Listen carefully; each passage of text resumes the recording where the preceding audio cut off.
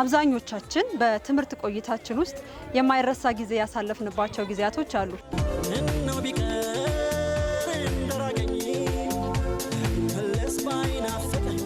ሰፈረ ሰላም ትምህርት ቤት ተገኝቻለሁ። ጥሩ ቤተሰባዊ ፍቅር ያላቸው የቀድሞ ተማሪዎችን ወደ እናንተ አደርሳለሁ፣ አስተዋውቃችኋለሁ።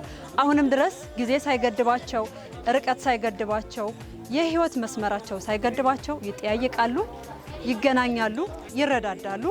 እነኚህም ቤተሰብ አስተዋውቃችኋለሁ።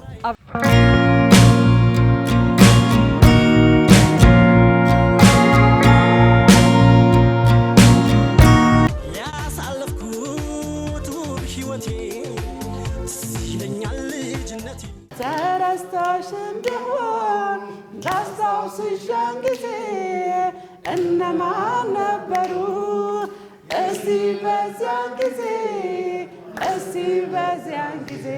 ይህ ትምህርት ቤት ሰፈረ ሰላም ትምህርት የህዝብ ትምህርት ቤት ነው የነበረው። የትምህርት ቤቱ ርዕሰ መምህር ነበርኩኝ። ወደ 13 ዓመት ሰርቻለሁኝ። መግባባት ነበር፣ ፍቅርም ነበር።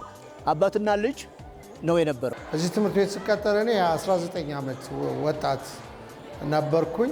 ቀድሞ ከነበሩት ተማሪዎች ጋር በጣም አታችመንት ነበረ። ሲታመሙ እስከ ቤተሰብ ድረስ ሄዶ እስከ መጠየቅ፣ እነሱ እኛ ስንታመም ቤታችን መጥተው የመጠየቅ። ከዚህ ተምሮ ከወጡም በኋላ ልጆቹ ያደጉበት ትምህርት ቤት ስለሆነ ብዙ ጊዜ የሚያስታውሱት ይህን ትምህርት ቤት ነው። ሃይስኩል ቢማሩ ዩኒቨርሲቲ ቢማሩ አሜሪካ፣ አውሮፓ፣ እዚህ ሀገር ውስጥ ካሉ ተማሪዎች ጋር ብዙ ጊዜ እንገናኛለን። እንደ ቤተሰብ የምናያቸው፣ እንደ ቤተሰብ የምንቆጥራቸው፣ የሚጠይቁን፣ የሚያግዙን፣ በተቸገርነው ነገር ላይ ሁሉ የሚደርሱልን ልጆች ነው ያፈራ ነው። አንድ ቦታ ስገባ እኔ ብድግ ይላሉ። አስተማሪያችን መጥተዋል ብድግ በሉ እንጂ ይባባላሉ። ልጆችን በትምህርት አበልጽጎ ለሀገር የሚበጁ ልጆችን መፍጠር ላይ በጣም ነበር የምናተኩረው፣ በጣም ነበር የምንሰራው።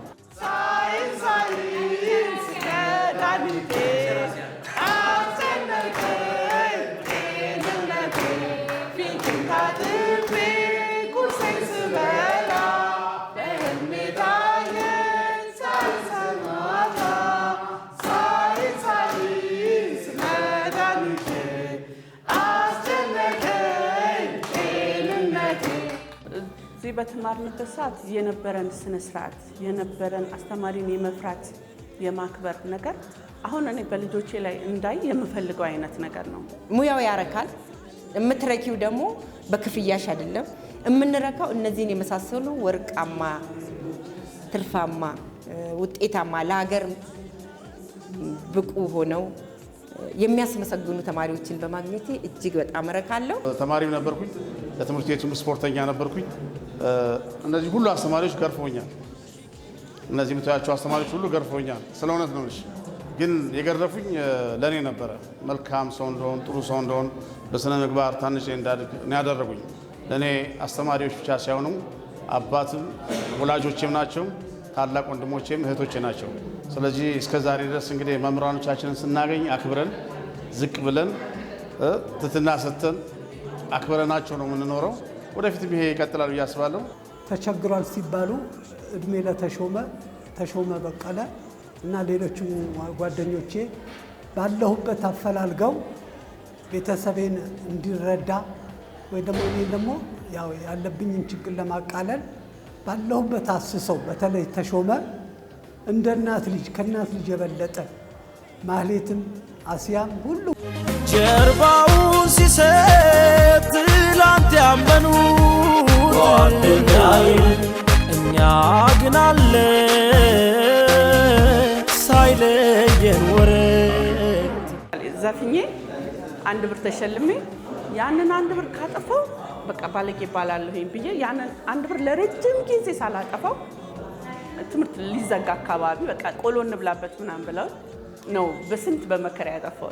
የዚህን አይነት ስነ ስርዓት ዛሬ በተማሪዎች ላይ ባይ ምናምን በጣም የምመኘው ነገር ነው።